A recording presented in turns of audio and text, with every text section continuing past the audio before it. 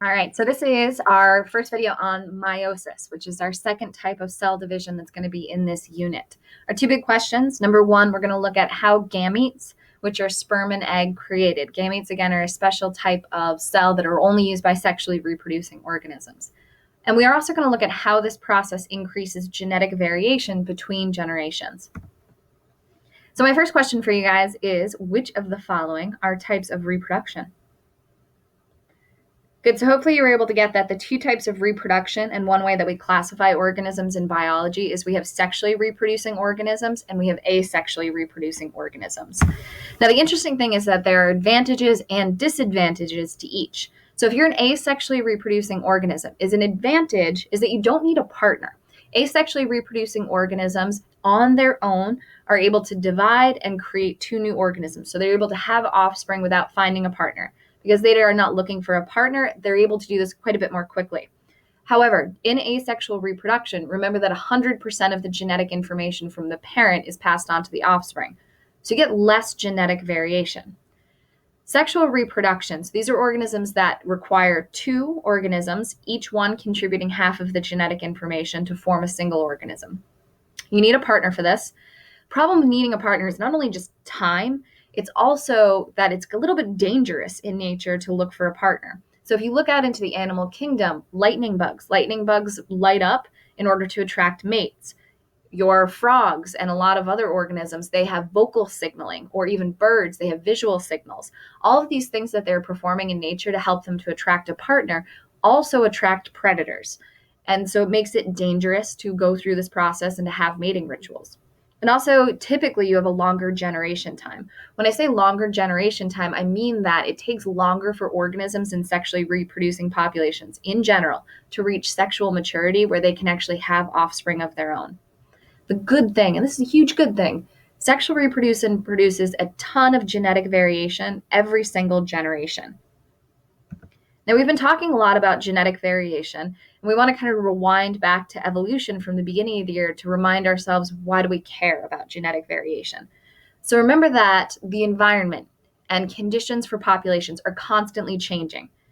And if you have a population with a lot of variation in it, it greatly increases the chances that when that environment changes, there's at least one variant, so one difference in that entire population that is able to survive the change. If everybody's exactly the same, then it makes it much less likely that anyone's going to survive. So you get a lot more extinction events where everybody just dies out. So if you look down here on the bottom, the example that we have are brown bugs and green bugs. So they're showing us that the green bugs are at a disadvantage to the bird. They get eaten more quickly. Now, if we have an entire population of green bugs, then nobody has an advantage. Everybody gets eaten. Whereas here we see that evolution occurs and that this population survives because some of them are brown, because some of them are able to blend in. And this variation is what helps populations to persist for long periods of time. There are four sources of variation that we want to know about that exist in nature. Number one is mutation. Mutation is when you have random changes in the DNA that can result in new phenotypes and genotypes. So this basically means you get increased genetic variation. And this occurs in both asexually and sexually reproducing populations. So all organisms, regardless of which type they are, have mutation as a source of variation. The other three only occur in eukaryotic sexually reproducing organisms. The second one, DNA contributions from two organisms. So literally the fact that you get half your info from one parent, half your info from another, and then it mixes together to make a random new you, that is a huge source of variation. The other two we're going to look at in terms of meiosis, and these are new terms for us. Number three is what's known as Mendel's law of independent assortment. There are three laws that Gregor Mendel, who's considered the father of modern genetics, came up with.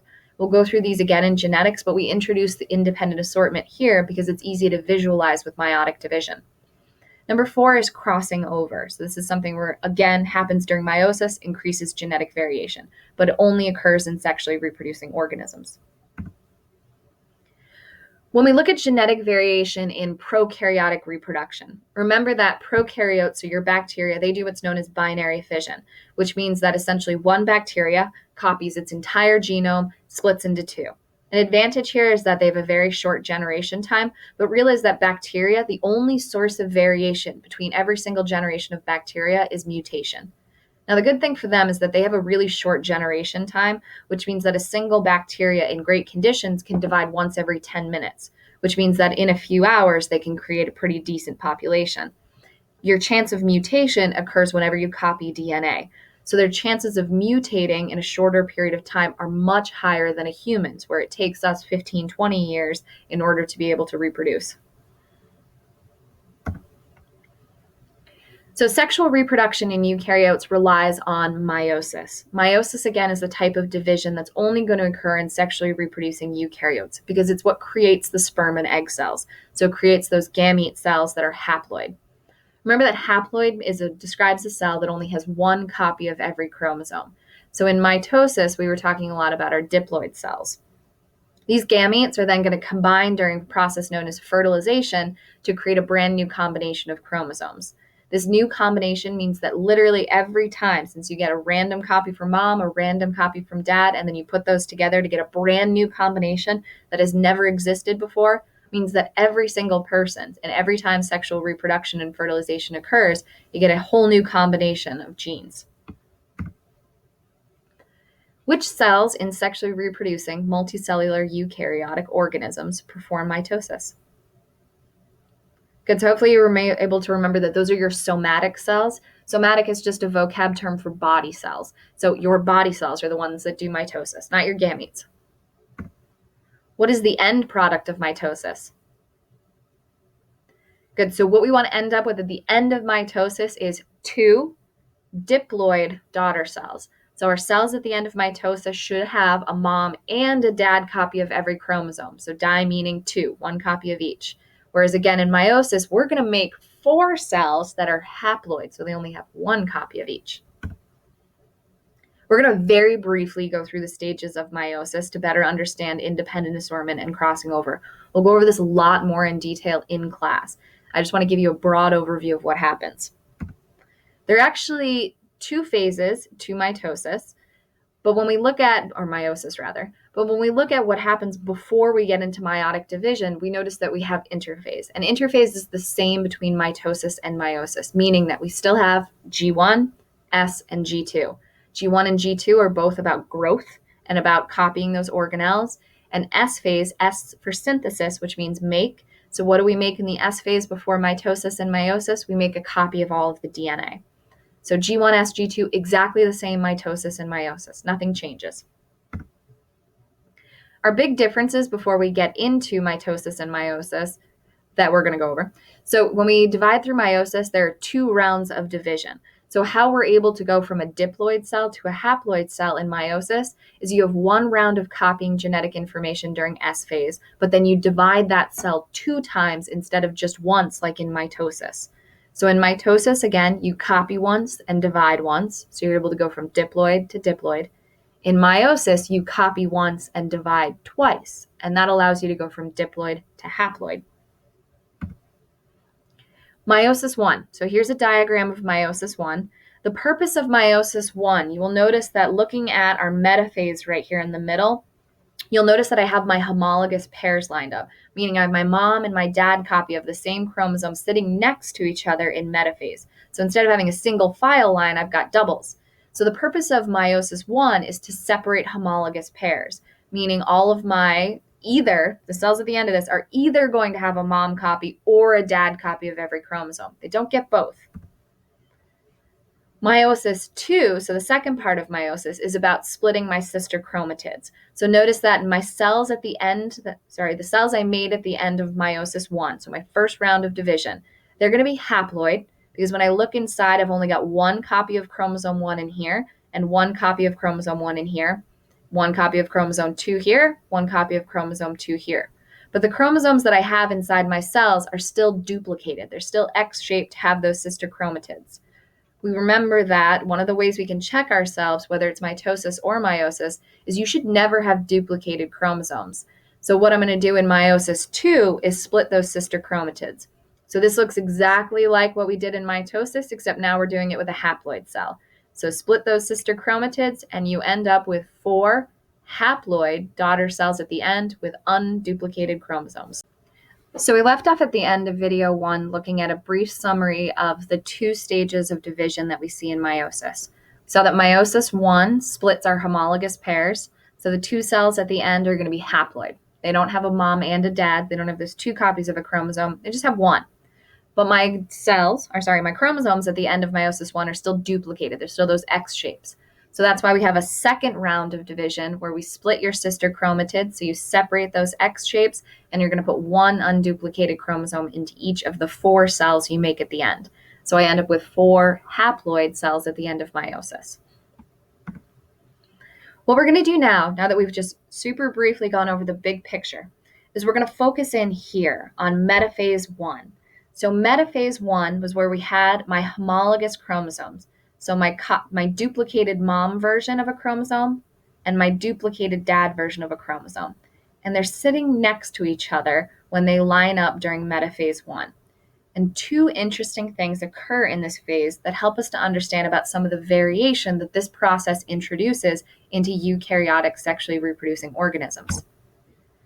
The first thing that we notice here is we have in this lining up of our homologous pairs, so my mom and dad copy of the same chromosome, is you have what's known as the law of independent assortment in action. What this means is that when my mom and my dad pair line up during metaphase 1, which side they're on, so whether my mom copies on the left side or it's on the right side, is 100% random. Every single time they line up like this. What that means is if you look at the diagrams up here, over on my left-hand side, they're showing dad DNA in blue and mom DNA in red.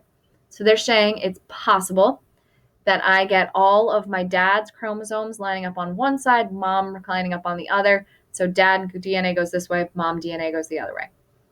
It is equally possible that my first pair, my dad chromosome is on this side, mom chromosome is on this side, and in my second pair, mom's on this side, dad's on that side, which means I am equally likely, as I am to get this set up, to get cells at the end that have one copy of dad's chromosome number 1 and one copy of mom's chromosome number 2 here, and one copy of mom's chromosome 1 here, one copy of dad's chromosome number 2 here.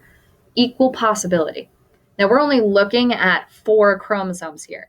Remember that with humans, you have 46 chromosomes, which means that for every single one of those pairs, every single one of those 23 pairs you have, it's equally likely you're going to get the mom or dad version every single time these cells line up to do meiosis, which creates a tremendous amount of variation between the types of gametes, the types of sperm or egg cells, and what combination of genetics is going to end up inside those cells we make.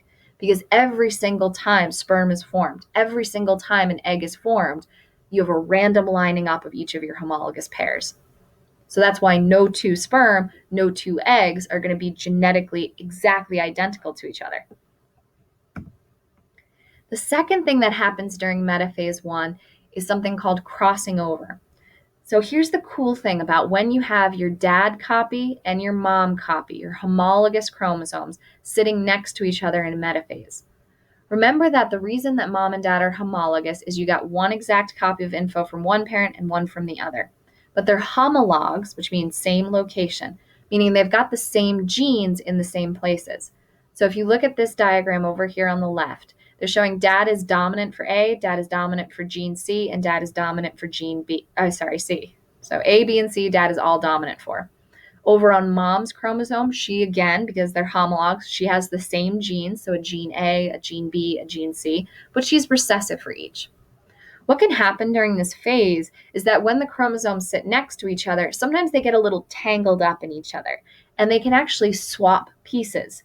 The exchange of pieces between homologous pairs like this is called crossing over. Notice what happens here if you look over to the right-hand side of the diagram. I didn't lose any genes. So if you look, I still have an A, B, and a C, and an A, B, and a C. But I get a new combination of genes. So on my dad chromosome now, I've got dominant A, dominant B, and recessive C. On my mom chromosome, I've got recessive A, recessive B, and dominant C.